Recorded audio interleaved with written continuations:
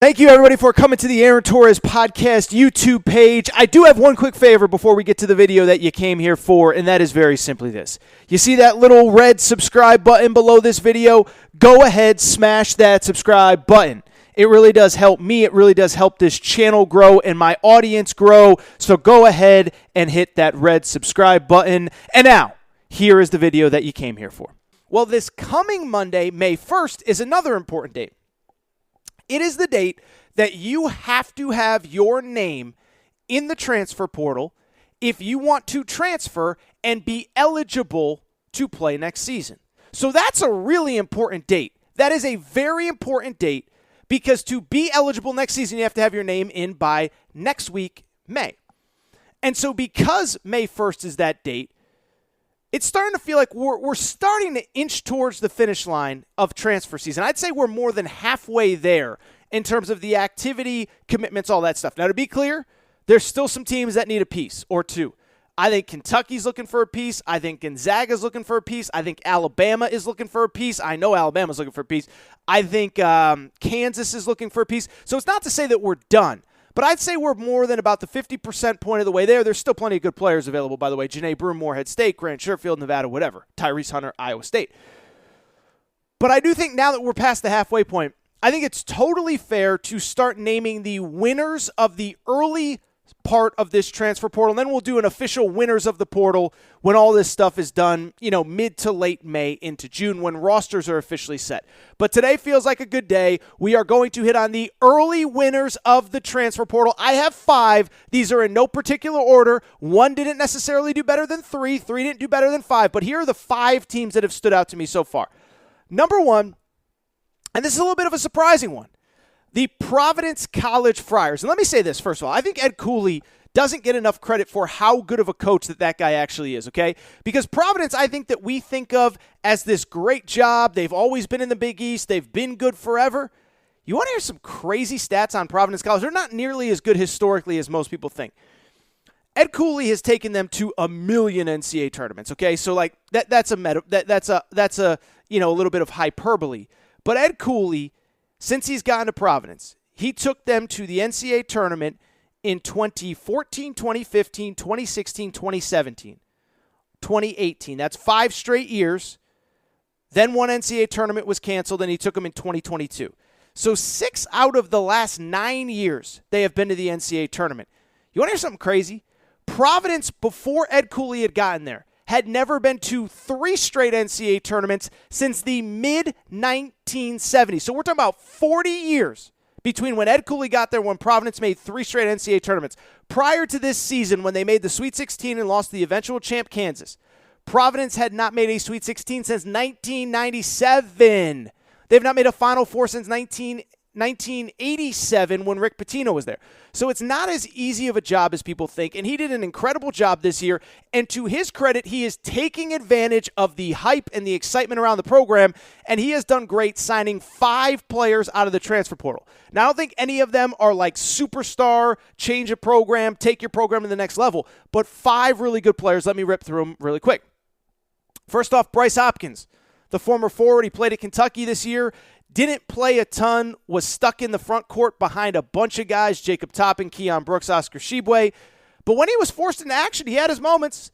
Every Kentucky fan, they'll tell you until the end of time about that 13-point performance against LSU. That was the one where Kentucky fans said, we got to figure out a way to play this guy more. Well, he almost ended up at Providence coming out of high school, decided that once he hit the portal, he was going to end up at Providence. I think he's going to be a really nice piece for them. On top of that, Devin Carter, son of former NBA player Anthony Carter, played at South Carolina last year as a freshman, averaged 9 points per game. Noah Locke, a veteran player who has played 4 years in college basketball, played his first 3 years at Florida under Mike White, and then played last year at Louisville. Louisville was a disaster, but in 2020 and 2021, Noah Locke averaged 11 points per game. More importantly, shot over 40% from 3, and at a place like Providence, that is very, very, very important. They also added a big guy named Clifton Moore, who started his career at Indiana and then ended up at LaSalle. And finally, Floyd Jr., a player I talked about a little bit a few weeks ago, was at Yukon, reclassified, redshirted this year, ends up committing to Providence. So in total, 5 guys are coming in, plus a couple really solid returnees Jared Bynum is really good. Ed Croswell is really good. But what I like about this is, first of all, just credit Ed Cooley for taking advantage of your program's on fire right now. Everybody saw what you did. Everybody saw how crazy your fans are. Everybody saw how much that city loves Providence College basketball. He went into the portal, and he went and got his guys. What I also like about it, he got a mixture of guys that are older and are going to play right away. First of all 5 guys, it's worth noting, have high major experience. That, to me, is important. You're not guessing if this guy can play in the Big East when these guys came from the ACC or started their career in the Big Ten or played in the Big East or played in the SEC. You're not guessing if they're good enough to play in the Big East. You know they're good enough to play in the Big East. 2, what I really like is that it's a balance of guys that are going to step in and really have 1 year of eligibility, know a lock specifically, and have to contribute right away. And then you got guys that are probably going to be there 2 or 3 years. Bryce Hopkins, I believe in. He needs to get in better shape, but I believe in him. And that's not a knock. He's even said it. Calipari said it, whatever. But he's going to be there probably 2-3 years and be really good while he's there. Corey Floyd Jr., I know Yukon fans are frustrated. He's going to be a good player at Providence. Devin Carter, Anthony Carter's son, he's going to be a good player. So you got 3 guys that just finished their freshman year that are going to be 2, 3, 4-year players in your program. So credit Providence College. To me, they are the first winner in the portal. Number 2, this is no surprise. It is Eric Musselman, the transfer portal whisperer, the transfer portal guru. Eric Musselman crushes the portal every year, and what I loved about Coach Muss was this. He knew what he needed, and he was very aggressive in going out and getting it. While some schools weren't even, I don't even think they knew that the portal was open, Coach Muss was closing in the portal like it was nobody's business.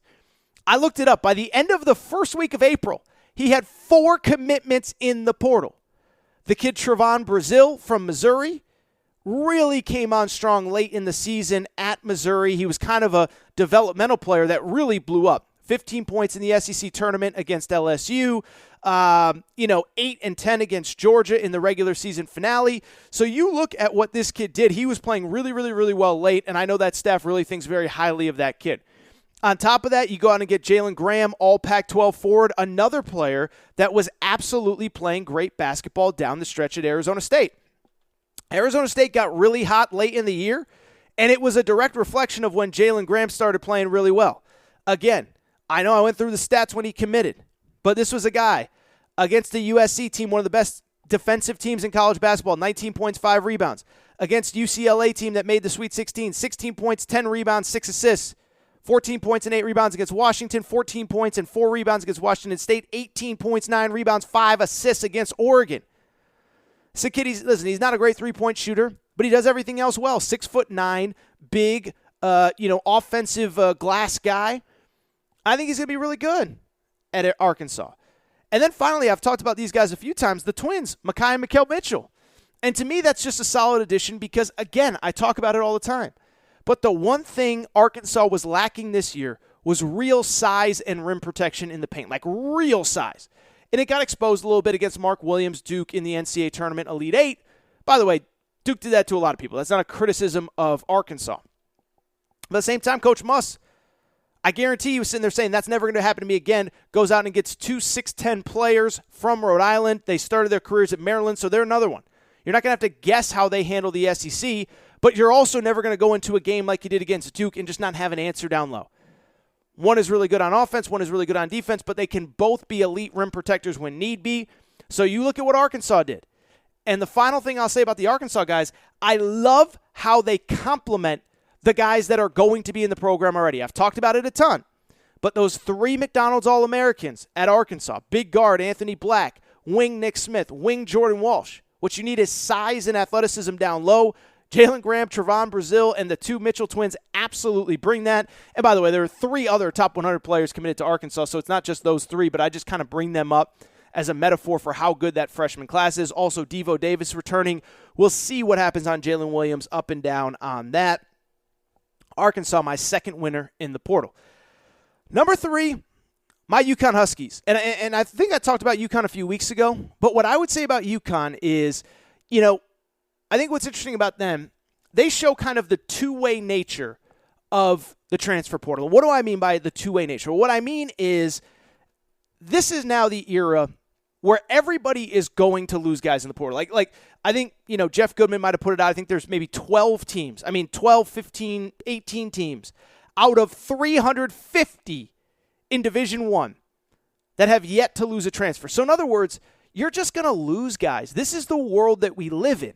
But what you want to hope for is lose guys at the back end of your bench that are not contributing and have no projection to contribute, and you replace them with players that can contribute. And so that's exactly what happened at UConn, and that's why I think if you're a UConn fan, you have to be happy with what Dan Hurley has done in the portal. First off, in terms of the players you lost, 2 backup point guards, neither looked ready to take the reins next year. Jalen Gaffney, Rashul Diggins, who's committed to UMass. You also lose Corey Floyd, who I just mentioned is going to Providence, and then a Cook, who's on a couple visits, but a big guy who's been injured, kind of a stretch 4 player who hasn't been at 100%. Who'd you replace them with? 2 guards that are ready to play right away. Tristan Newton, guard from East Carolina. This past season at East Carolina was phenomenal. 18 points, 4.5 rebounds, 5 assists per game. 33% three-point shooter. I've even seen Dan Hurley say that the percentage doesn't reflect that this guy shoots the ball better than the percentage says better than you would think he would based on the percentage. And then you went out and got Nakeem Aline from Virginia Tech, who shot 38% from 3, helping Virginia Tech to the NCAA tournament this year as the ACC tournament champ. And so you lose 3 guards that we don't really know if they were ready to contribute.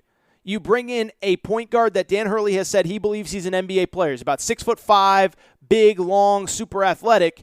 And then you add another shooter. Dan Hurley has said he wants to play more of a 4-out spacing type offense. Well, he just added 2 pieces that absolutely allow them to do that.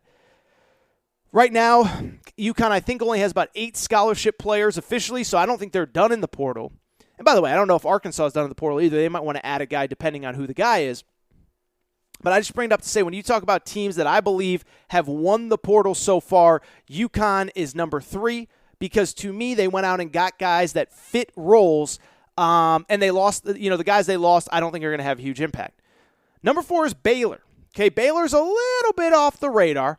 Baylor's lost a few guys to the NBA, actually a lot of guys to the NBA. James Akinjo, their point guard, Jeremy Sohan, and Kendall Brown, 2 wings that I think will be taken probably in the top 20 to 25. I think Jeremy Sohan will go in the top 15, maybe top 10. So they needed help on the wing, and I love what Baylor did. They went out and got a guy that I think is going to kill it there in a kid named Jalen Bridges, who played this past year at West Virginia. And Jalen Bridges is another one. If you just look at the stats, it wouldn't seem as though Jalen Bridges is a guy that would have immediate success, that's going to step in and be a star for Baylor. He only averaged 8.5 points, 4.5 rebounds per game. But what I would say about that is that he is a guy that I think was misused at West Virginia. This is not a criticism about Bob Huggins. He's a Hall of Famer. But Jalen Bridges is just kind of one of these NBA size length wings that I just think should have never been at West Virginia. We know how West Virginia plays. Defense, banging down low, physical, toughness. This guy's more, I don't want to say he's finesse because that makes him sound soft, and I'm not saying he's soft. But he's just an athletic wing that's going to play best in space and I think could play in the NBA someday. And so now you go to a program in Baylor who's about to put 2 guys that are exactly like you in the NBA, and I just think it's a much better fit for him and his skill set. And by the way, you know how I know that I'm right on this? Because I tweeted it out. And you know who retweeted me? Scott Drew, the head coach at Baylor. So Scott Drew was paying attention. Scott Drew believes what I do, that this kid is going to be a better fit at Baylor than he was at West Virginia. And also Jalen Bridges himself liked the tweet. I should also mention, by the way, you know who else liked that tweet? Jalen Bridges himself. So obviously Baylor is very excited to have him. Baylor, by the way, also picked up a kid named Caleb Lohner from Lohner. I don't know how you say his last name. I'll be perfectly. It's not that I don't know how to say the last name. I just want to make sure it's right. Caleb Lohner, I believe is how you say his name. Played the last few years at BYU. He's another one. He's more of a physical low post guy, but I think he's going to thrive in the more wide open Baylor system. Really like Caleb Lohner over there. Averaged 7 and 7 at BYU this past season. Finally, number 5. Number 5. Who could number 5 be? Oh, I don't know. How about those Miami Hurricanes? Let's throw up the U, baby, because the U had some big news over the course of the last 4 or 5 days. A story that I almost touched on but didn't because Monday's show was so busy. Did you see what happened at Miami on Saturday? So first of all, Miami added Nigel Pack, who I think pretty much universally is a top 5 player in the portal. Like, some of these guys in the portal are overrated, and I think Nigel Pack plays a very specific role. But this is a guy that in the Big 12, at Kansas State last year, averaged 17 points and 44% three-point shooting. I was told on Friday by several people that I know that he was a done deal to Purdue. He's from Indianapolis. Originally, he's going to Purdue. Commits to Miami. Did you see this story? A Miami attorney by the name of John Ruiz had something to say about Nigel Pack's commitment on Saturday afternoon. Here is what was said by this Miami attorney. Breaking news. Life Wallet, which is a company that this guy owns, is proud to announce that Nigel Pack has officially committed to Miami as a basketball player. The biggest Life Wallet deal to date, 2 years, $800,000 total at $400,000 per year plus a car. Congratulations. So this was the first time that I know of that we ever got an NIL deal on a public forum. The first time that I've ever seen any booster or anyone, a player, a booster, a coach, a school, put out terms of an NIL deal. So Miami is paying $400,000 for a good college basketball player. So I didn't touch this story because I don't know how to react to it. Part of it, like on the one hand, we know guys are not getting paid. NIL is part of the deal. It's above board. It's legal. On the other hand, it was like, I don't know how I feel about it being out there. So I didn't really hit on it because I didn't really know how I felt. But Nigel Pack, hey, now we know what the going rate is for a really good player in the portal. It's apparently $400,000. Here's the funny part, though. On Tuesday, Miami got another really good player out of the transfer portal, a kid named Norchad Omier, who was the Sun Belt Player of the Year at Arkansas State, averaged 18 points, 12.5 rebounds, 33% three-point shooting. We did not get the terms of that deal, though. John Ruiz did tweet out, but did not share terms, and I'm telling you, I think I know what happened there. I think there were a lot of people in Miami that were really upset that he put out those terms. Because, first of all, when NIL went into place, there was really only 2 rules about NIL. It's like Fight Club. You can't talk about the Fight Club. It's like NIL. You can't talk about NIL. You can't use it as a recruiting inducement, and you can't use it as pay for play. Now, we all knew that's exactly what it was going to be. But I believe that probably somebody at Miami got in John Ruiz's ear and said, look, dude, we appreciate your financial support. We appreciate you landing these players. You can't be tweeting out all of the details of these contracts. Like you're going to get us in trouble because it's not supposed to be pay for play, and this makes it look like it's pay for play. My other initial thought was, you know who else was probably really mad about John Ruiz tweeting it out? The Miami basketball coaching staff and the Miami football coaching staff. And you know why?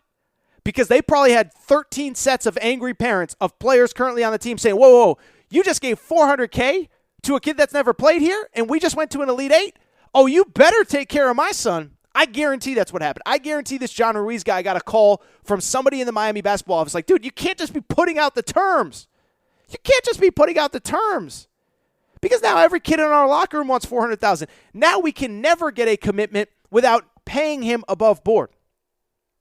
So shout out to John Ruiz, who paid $400,000 for Nigel Pack. I don't know what he paid for Norchad. I think, by the way, Norchad, I'm getting off subject here. Norchad's a really good player. I think he's more at the Power 5 level. Now, I've heard different things. I've seen some of these recruiting lists, these transfer portal lists that have him as like a top 3 player in the portal. I don't see that. Now, I think he's got like the length and measurables to play in the NBA. I don't think at the college level, though, he's going to have that impact. I know of 2 programs at the high major level that were interested in him, but kind of saw him as a bench player, a 6th man, a 7th guy. So I don't know if Miami sees him as like a 4th, 5th option on that team. But 2 really good players at Miami. How about the Miami Hurricanes? $400,000 for a player out of the portal. So those are my 5 winners of the transfer portal so far. Providence, Arkansas, Yukon, Baylor, Miami. It's all about the U, baby. And like I said, by the way, As more of this stuff comes down, we'll keep you updated. A couple other players have committed, by the way. Kendrick Davis committed to Memphis. Great get for Memphis. There's not enough around him right now for me to really be excited about Memphis. There's been some other kind of, interesting pieces. Sean McNeil to Ohio State. But to me, those are the 5 winners so far. And again, we will continue to keep you updated on all this good stuff.